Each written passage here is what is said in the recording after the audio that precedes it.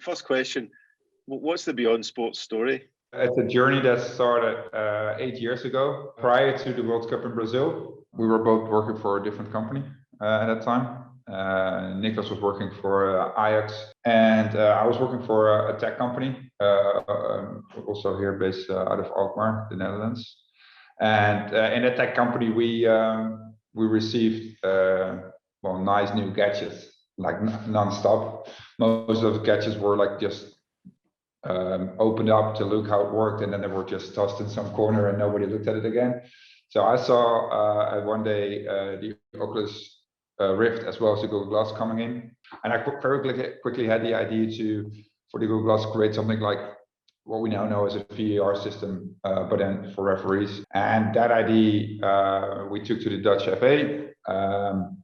They liked the idea, but thought, referees and new tech, that's going to take a while, but maybe we can use it for ourselves. And then when we introduced them to VR, they were like amazed, but we're not sure what to do with it. And actually on that moment in time, I realized that if we take the positional data of players, which were already extracted from games for physical reasons, like how many miles run and those kind of things, and if we put it into a virtual environment and put a virtual environment on top of it, maybe we can create player point of view.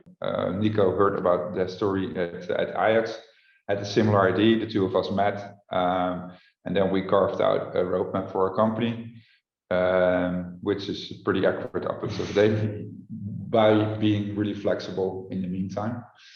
So that's what we got us from clubs to, we wrote down that we wanted to go from clubs to broadcasters, from broadcasters to direct to consumer, together with leagues, and that's actually basically the trajectory that we're following up until today, and which has been pretty successful for us. With the end goal being changing the way sports is being consumed basically by broadcasters.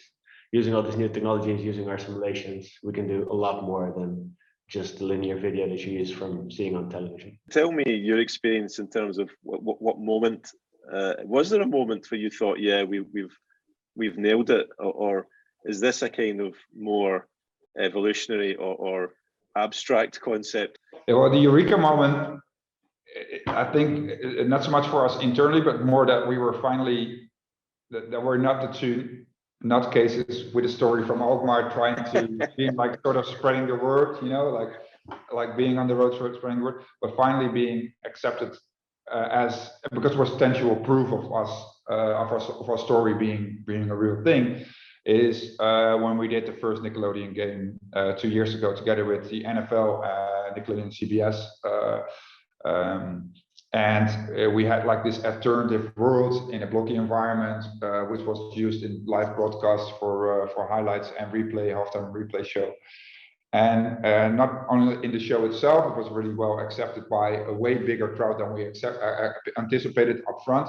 Not just the kids that we were focusing on, but also their parents of the kids, and maybe even the grandparents who were finally watching the game together again.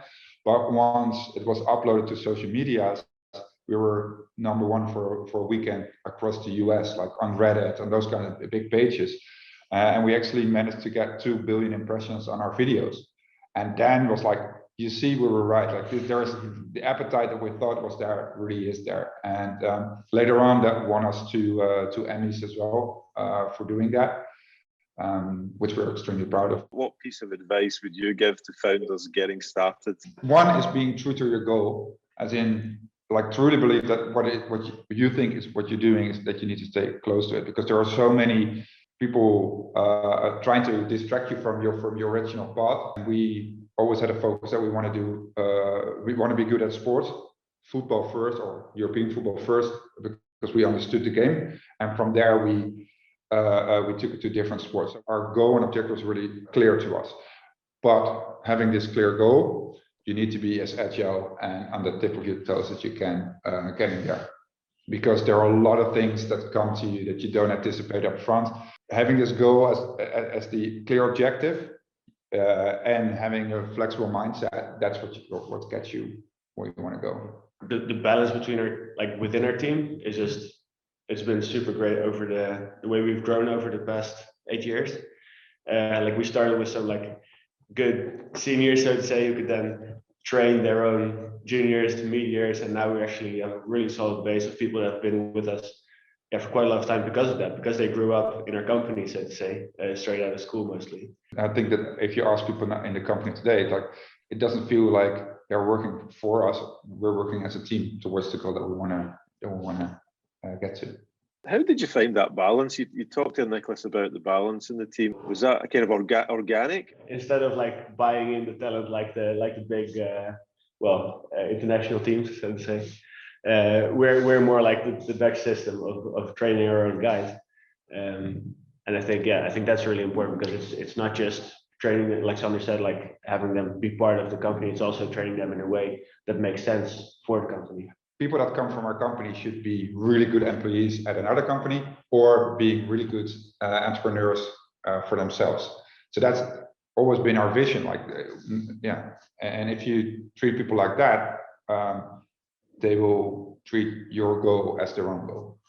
I'm interested to know what the sports industry can learn from companies like you. The sports industry is quite conservative, even though there's a lot of innovation. The core is still linear broadcast on television and media rights being sold that way.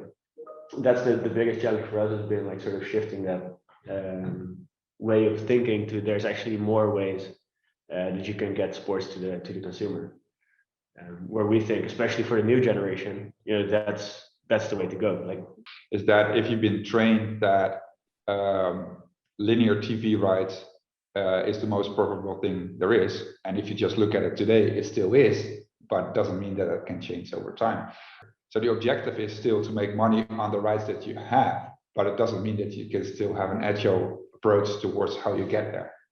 Because if you don't have people watching your shows anymore, then your goal drops away, right? So if your goal is to make money on the rights that you hold, it could be that the way to get there changes over time, and therefore you need to be on the forefront of your feet.